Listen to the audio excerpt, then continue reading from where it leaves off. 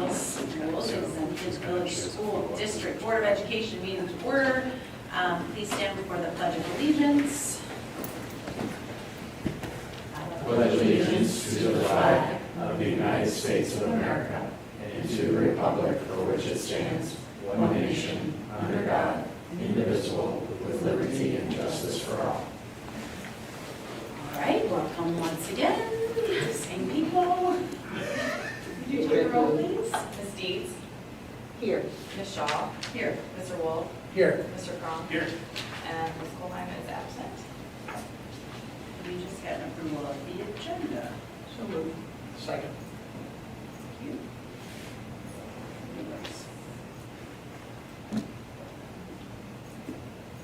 Ms. Deeds? Aye. Mr. Wolf? Aye. Mr. Crum? Aye. Ms. Shaw? Aye.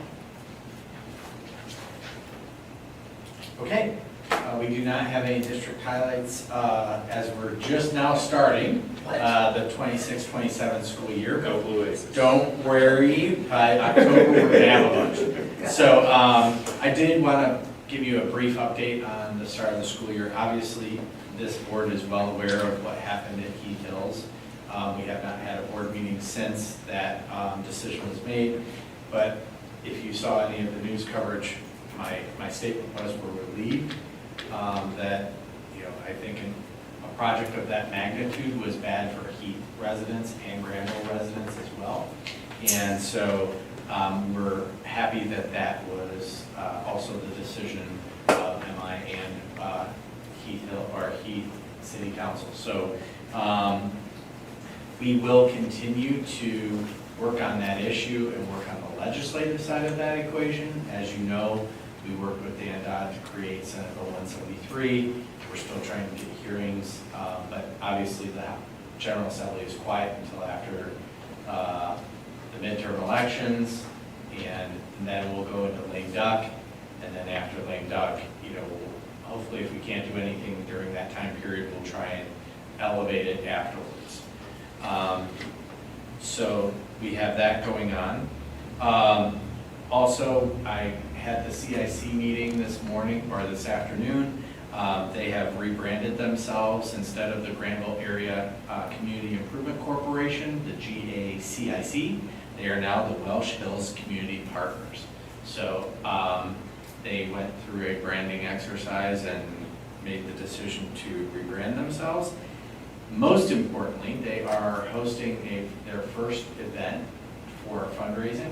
It's going to be an Oktoberfest, September 19th, and it's going to be in between, very similar to what the GRD did with, they closed down the north side of Prospect, and between Three Tigers and the lot, there will be a stage with German bands, and they're going to have vendors, and so they are doing their first active community engagement to generate some revenue for the CIC, which is now the community partners. Very similar to what Newark Development Partners did several years ago. Similar format. And we have a representative on. We do. Sean Jones is our representative on that committee. Most importantly, we start on Wednesday. At K6, we have a staggered entrance, so half the population will come on Wednesday, the next half on Thursday, everybody comes on Friday. 7 through 12 starts on Wednesday, and all students attend at that time. We have about 12 new employees that we welcome to the organization through new teacher orientation that Mr. Petrie facilitated. And then we also had our convocation last Thursday, which was a rocking success because of our music department kickoff. And the theme for this year, in my lengthy letter to parents today, is all about resilience and that portrait of a graduate competency and how we can do tough things as an organization, as students, as parents, and as learners for life. So that is the theme for this year. Our portrait of a graduate emphasis will be on focusing on elected leaders and how they view the portrait of a graduate competency in their role in representing communities that they represent. So we're looking forward to that. And we are ready to roll. So that concludes my beginning of the year, starting of school update. Any questions? Because I want to keep it short and give our treasurer the opportunity to give the financial forecast and monthly financial combined presentation. Well, I think she's an example of handle hard better. There you go. Like that. That's right. That was one of the mottos, or that was a video that Ms. Brown Yes. showed us Yes. around doing tough things. I've been thinking that in my head, handle hard better all week. Yeah, it's a really great concept. It's just, You only get better at doing hard things by doing hard things. and when you have the hard things, you can handle it. Yes. You can handle it better than you did last time. Yes. Okay, speaking of hard things, doing Yep. the financial forecast in August now instead of November. It's been challenging, so Well played.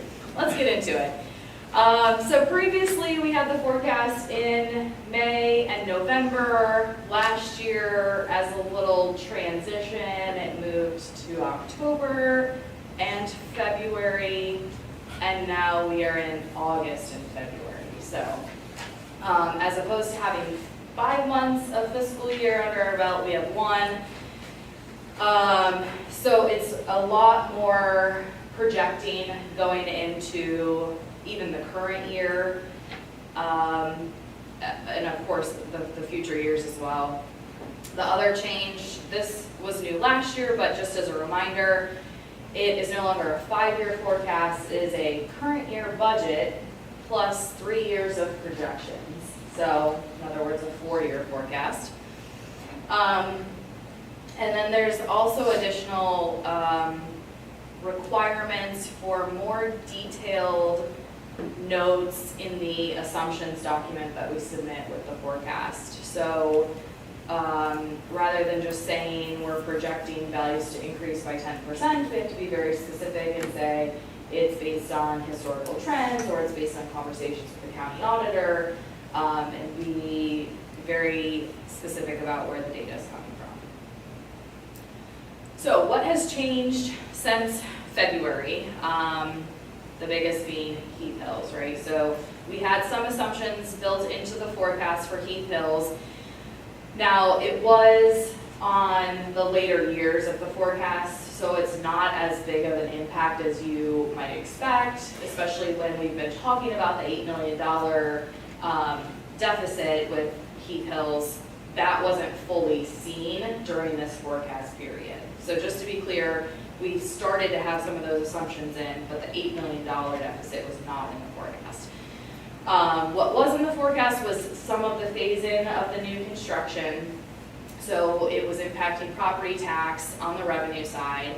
And then on the expenditure side, we had some additional staff built in to accommodate the increase in enrollment. And then we also had under purchase service rental of modulars during the transition to a potential new building. So those assumptions have all been removed. Additionally, we have increased purchase service and supplies from where we were in February. The way the forecast works in those line items is really just you take your current or you take your prior fiscal year and project out based on historical trends. And so with fiscal year 26 ending higher than what we had forecasted in February, not only does that increase our base year, it carries forward. The third item that has changed is a decrease in our FTEs. So we were anticipating an increase in our kindergarten class based on live birth data. Not only did kindergarten enrollment not end up where we expected, so we did not need that position. We were actually able to reduce 2 FTEs utilizing nutrition. So that's a 3 FTE swing in the forecast. And then PUP, there was a law change, so the valuation is at a lower rate than what it was previously. So that changes our assumptions. It's still growing over the forecast period, but at a lesser rate. So that's impacting the public utility revenue. So looking at our forecast summary graph, as a reminder, the blue bars represent total revenue, the orangish is total expenditures, and then we have our cash balance lines. So the red and green lines are cash balance policy threshold, and then the purple and blue represents the actual ending cash balance in each of those years, and where they diverge is based on with and without the income tax renewal. So what's important here is that we're within the cash balance policy through fiscal year 27, which is the current year. After that, we do dip below that threshold. And then with and without the income tax renewal in 2030, we're projecting a negative cash balance. Same information, but represented a little bit differently here. And here I think it's easier to see why that trend is occurring that you see graphically. And if you pay attention to the bolded line here in the middle, this is our revenue surplus or deficit for each individual fiscal year. So with those numbers all being negative, that means that our cash balance is reducing in each year. So we are on the downward trend of the levy cycle. This is what we anticipated would be happening, and really the timing of it is all in alignment with what was expected too. When we passed the income tax, the goal was to make that last for 10 years, and so based on this forecast, that's exactly what will happen. One final look at a comparison to our cash balance policy. This just makes it crystal clear so you can see the exact days of cash. So 27 we're anticipating to be at 95 days, and then in next fiscal year drop down to 68, so just below that policy.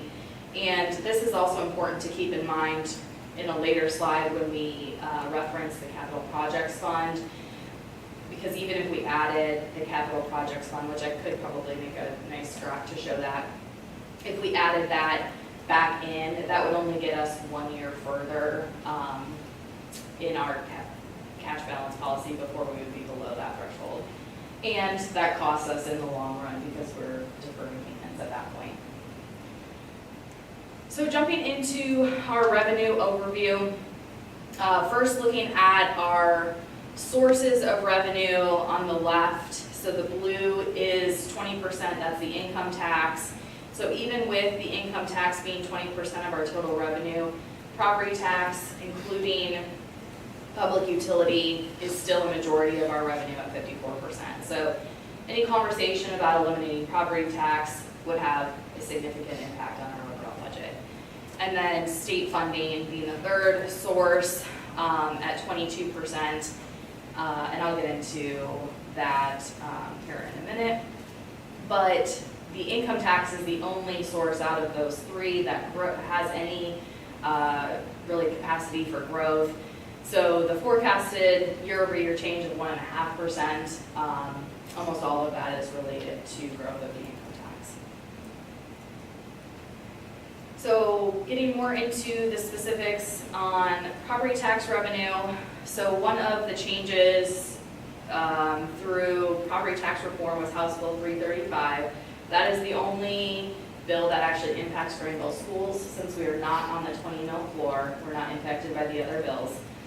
But we are impacted by this one, which caps inside millage growth to the rate of inflation.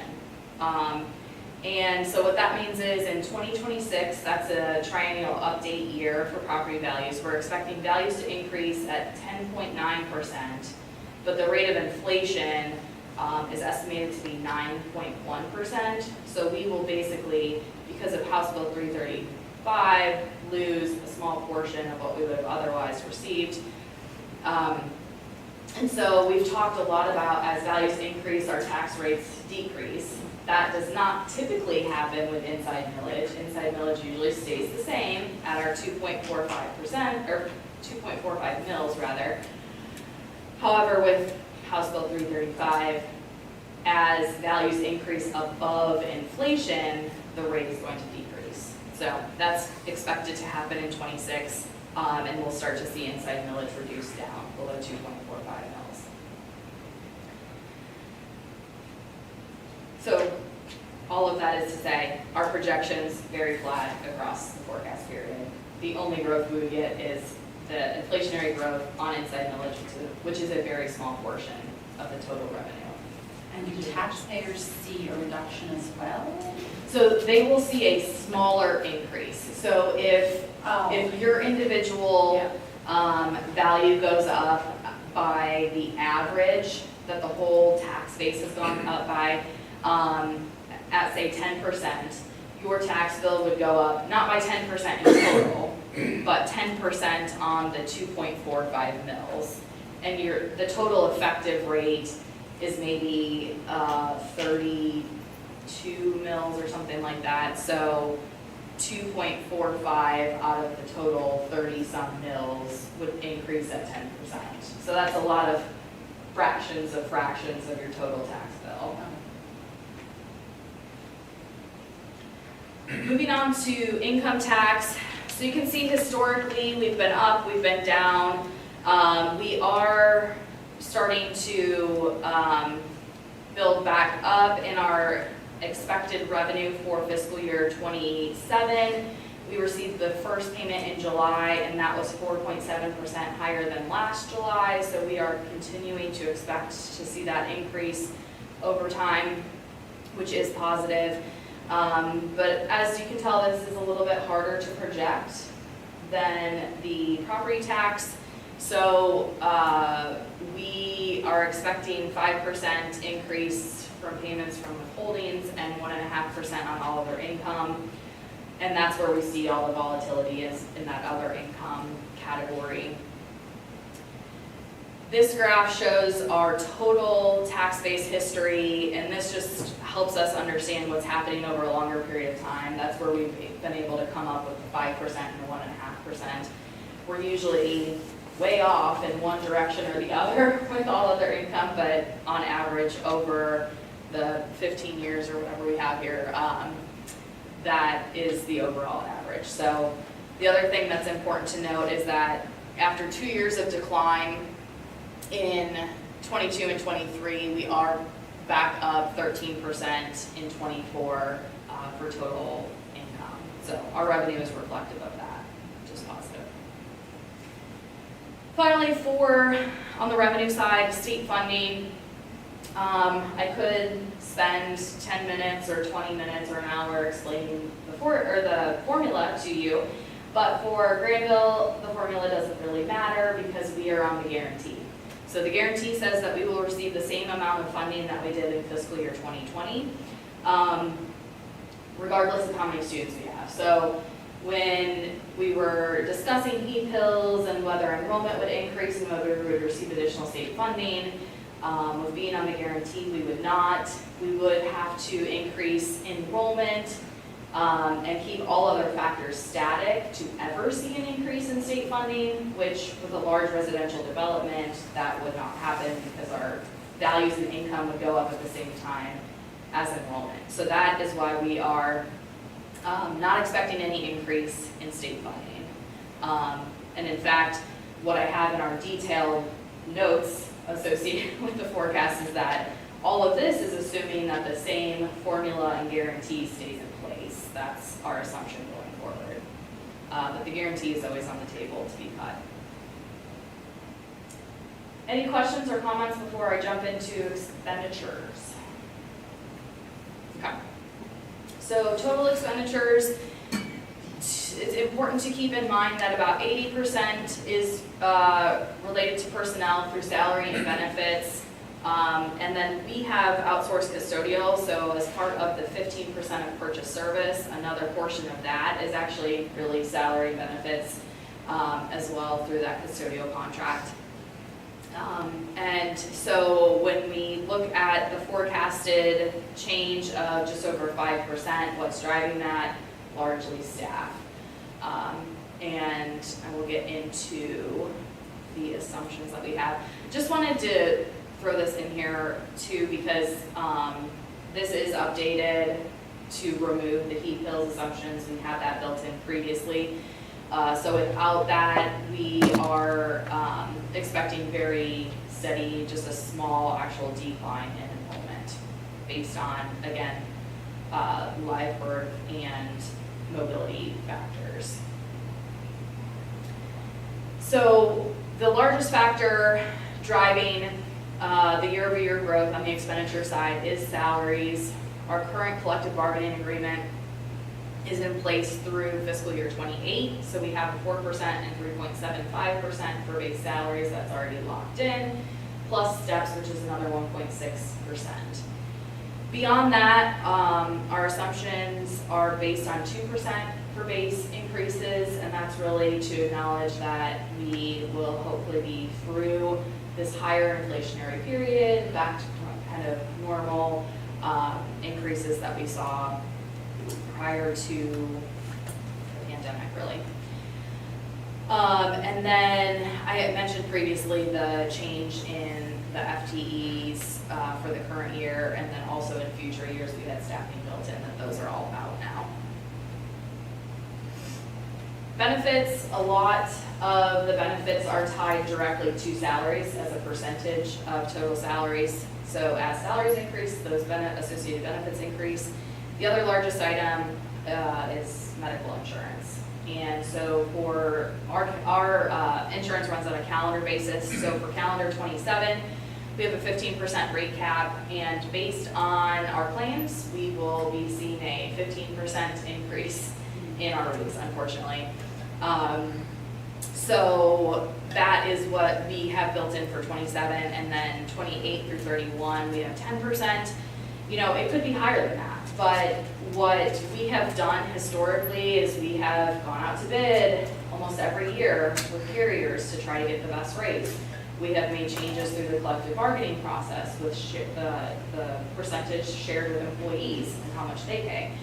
And also we've done things historically with plan design and things like that. So we'll continue to work on this to maintain more of the trend that we saw in the 22 through 24 period versus what we've experienced more recently.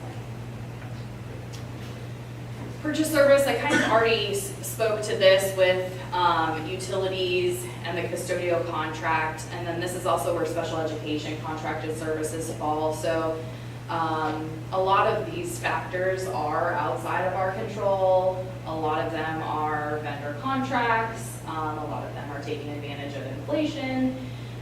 So not a lot that we can do here specifically to control costs, but any opportunity that we have for multi-year contracts that save money, or prepaying for a whole year in advance to save an amount on a larger contract, we try to take advantage of those types of things when we can. Lastly, all other expenditures. So here the red represents the transfers. So when we were doing the capital projects transfers, that was represented by the red bar, and then the blue is supplies. So in '24, we had a little bit of a higher year. That was the science of reading material purchase.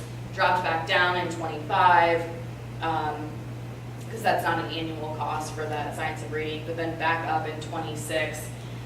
And so that's, as I mentioned, that's kind of our new base year for our trend going forward. So we're expecting to maintain kind of that level of spending. Capital Projects Fund. So the Capital Projects Fund is not technically required to be part of the forecast, but it's something that I think from a transparency standpoint is important for us to look at, because it is cash that's available. It would require board action to move it back to the operating fund if we had a need for that. But you can see that the projects that we have identified are currently in progress, the pit filler and a couple of air handler units, and those are ongoing. And then the amount identified for future projects is $5.4 million. And that equates to 47 days of cash. So if we add that to the top of the bars on the previous slide, that just pushes the need out for operating money for just 1 year. And it's important to realize that if we did do that, we would have a hard time paying for these types of items that we have listed up here as future project needs. So wrapping things up, the takeaway from the forecast with this revision is that we anticipating have sufficient cash balance through the current fiscal year. We anticipate based on our tax levy or tax policy discussion and our existing cash balance policy discussion that this time next year we'll be presenting a plan for additional operating levy. But that would get us to the stated goal of 10 years since the previous new money request with the income tax. So I think that's important to keep in mind. And this was expected, so Heath Hills aside, we all along expected this as part of our normal levy cycle. So this is not something that was unexpected or out of the norm. Any questions about the forecast before I just highlight a couple of things on the monthly financial? Okay. Well done. Thank you.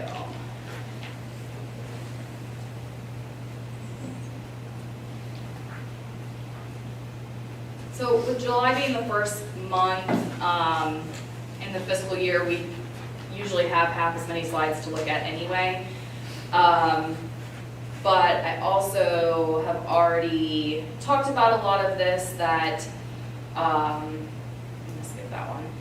And it's even kind of hard to see on these graphs. So it looks like local tax revenue is down over prior year, but that's a timing with property tax being mixed in with the income tax, but that will just be a timing also between fiscal years, because if you remember, we got a portion of our second half settlement in June, and so that's throwing a timing, bit of timing into that variance. And then there's another timing issue on the expenditure side with our property and liability insurance payment that was made in July this year and August last year. Already talked about capital projects, we have our cash reconciliation, and then we have our two special reports as part of the monthly financial, and that is our credit card report, which is semi-annual, and our investments. So we are just required to submit those to the state, so we're fulfilling that requirement. Unless there's any other questions or comments, that is all that I have. All right. Thank you. Thank you. That's why you're an international award winner.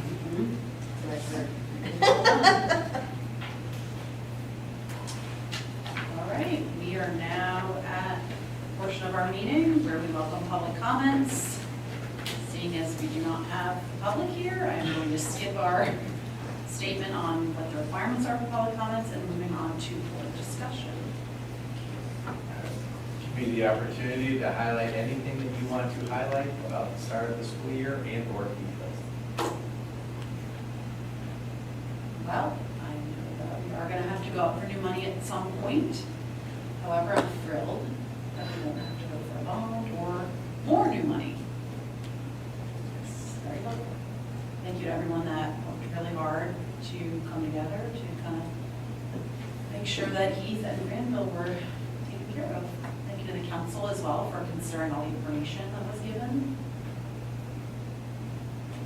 I'd just like to suggest that they went way above and beyond what anyone could expect of them to do for 3 years to give us this opportunity to give the legislature an opportunity to correct something that is just wrong. That affects not only Granville, I should add. There are other school districts who are similarly awful. So thank you. I think our community partners, along with the school board, has always designed Granville schools to grow slowly. So anything that's not in line with that can obviously be detrimental not only to our student population, but to our taxpayer base as well. So I think the fact that we can kind of, again, go back to the drawing board to say how we're going to responsibly grow, keeping in mind that, you know, grade banding is the ideal way to operate, you know, a smaller school district such as ours. And then that's really, so thank you to all those community partners. Additionally, right, Tom Miller, who is a previous board member, who kind of led those efforts along with Jeff and Brittany.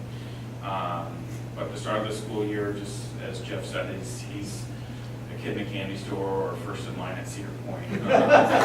It couldn't be more exciting, I think, for us as a board to get back to what we do best, right, is the education for our students. So the opportunity to start another school year and to participate in that as we do as a board was truly exciting, and the convocation just is one of the things that we do well among multiple other things here in the school district. So thank you. Yeah, it was exciting that all 5 of us this year were able to attend convocation, which is always an exciting.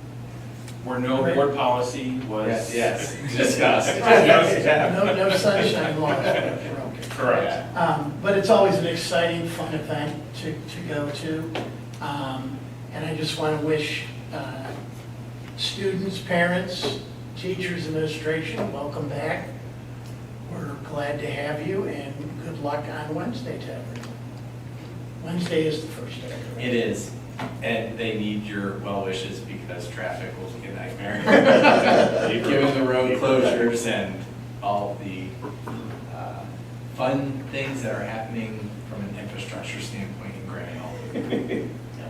I sat at the convocation breakfast with a new hire, and he was, and we were just chatting, and he said, "What do you do?"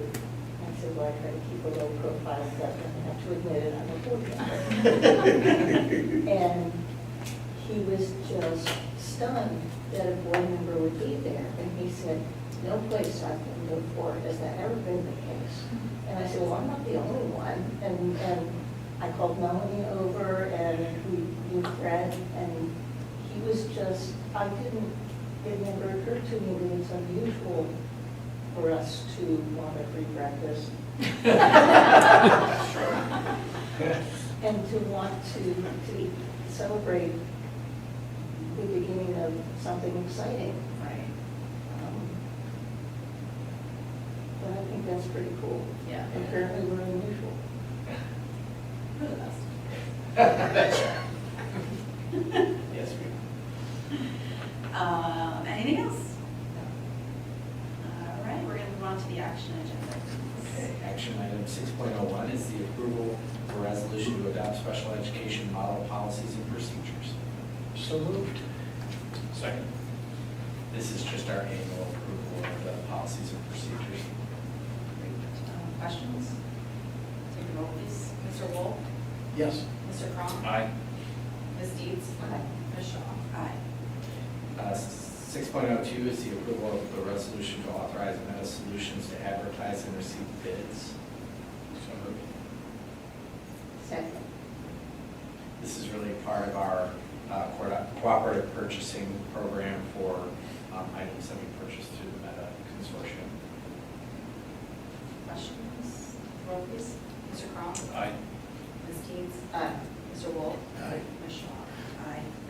Speaking of buses, 6.03, approval of bus routes for the 26-27 school year. So moved. Second. We have tried to not make significant changes. However, because of bridge closures and other things, we've had to adjust routes. But Mr. Carpenter has done a fantastic job. But I also have to thank the Village of Granville who has created new no parking areas so our buses can actually make turns. So they've been very accommodating, given the fact that they were not really notified about the bridge closure either. So we've been working collaboratively to solve those issues. I would make a plug to anyone, obviously probably 1 or 2 people paying attention or living out there, that our buses are the safest way to get to school and probably the most efficient, because if we put more people on the buses, we have less cars on the road and therefore more efficient for everyone. So just You're a saving plug. gas money. Yes, just a plug for that. All right, any thoughts, questions? Take the roll, please. Ms. Dees? Aye. Mr. Wolf? Aye. Mr. Cronk? Aye. Ms. Shaw? Aye. Okay, 6.04 is the resolution declaring transportation impractical for Second. We've been doing this for a couple of years now, Liberty Christian Academy and Marlboro Academy. Typically, after we declare transportation impractical, at the end of the year, we do a pay in lieu on transportation. Take the roll, please. Ms. Dees? Aye. Mr. Wolf? Aye. Mr. Cronk? Aye. Ms. Shaw? Aye.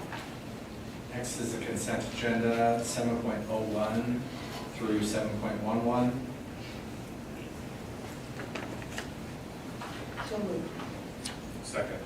Okay, I would like to call your attention to the 7.04, the acceptance of donations and grants from the athletic boosters and the concessions group for a variety of different upgrades and projects that were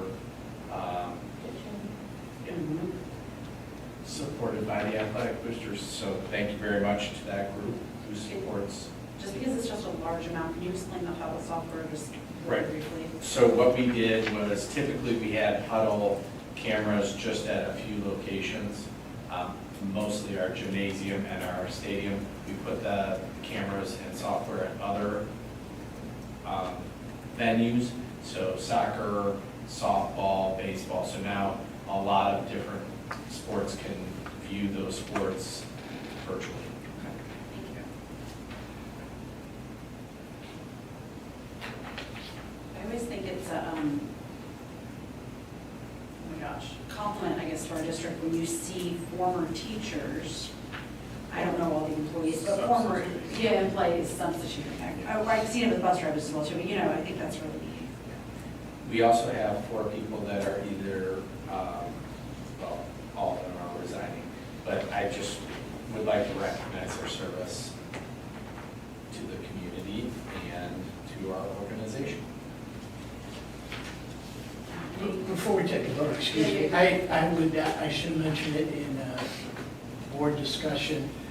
Congrats to the athletic boosters for their Night at the Races fundraiser, which was quite successful and a lot of fun to attend. So, and a lot of that we can see reflected in the donations that they've made. So, thank you very much to the boosters, all the booster clubs. Yeah, but thank you. Okay, you ready? Take the roll, please. Ms. Dees? Aye. Mr. Cronk? Aye. Mr. Wolf? Aye. Ms. Shaw? Aye. Item 8.01, approval of the then and now resolution. So moved. Second. A couple of these are related to the donations on the agenda. We're having a meeting about that soon, so we can take up that process. And then another one was a timing of one day of when the flooring was done with the fiscal year turnover, so. Yeah, so those are the 3 that we have this month. Take roll, please. Ms. Dees? Aye. Mr. Cronk? Aye. Mr. Wolf? Aye. Ms. Shaw? 8.02, approval of the financial forecast. So moved. Second. Any other questions or comments? Great job, thank you, Thank you. as always. It is a team effort for sure, and I appreciate all of the time that goes into it from Jeff and others that contribute. We're lucky that, I think to David's point earlier, how informed everybody is in this district about the financials, and I think that speaks through on items like the forecast and all that goes into it, so I appreciate everybody else's time too. And you gave us a ton of information for just having that month, you know what I mean? Yeah. But still, I still feel like we got a lot of It's adds to an already busy time of year, that's for sure. And it doesn't exactly make sense from a timing perspective, because next month I come back and have you guys approve the budget, which the forecast has to match the budget, so. Well, it We'll might always be change. chasing our tail or something. Well, it might change, you never, yeah. Maybe in a deregulation bill, they can reverse their poor decision. You should suggest that. I have already. Take a roll, please. Mr. Wolf, Aye. Mr. Crum, Aye. Ms. Deeds, Aye. Ms. Shaw. Aye. Anybody? So adjourned. Yes. Second.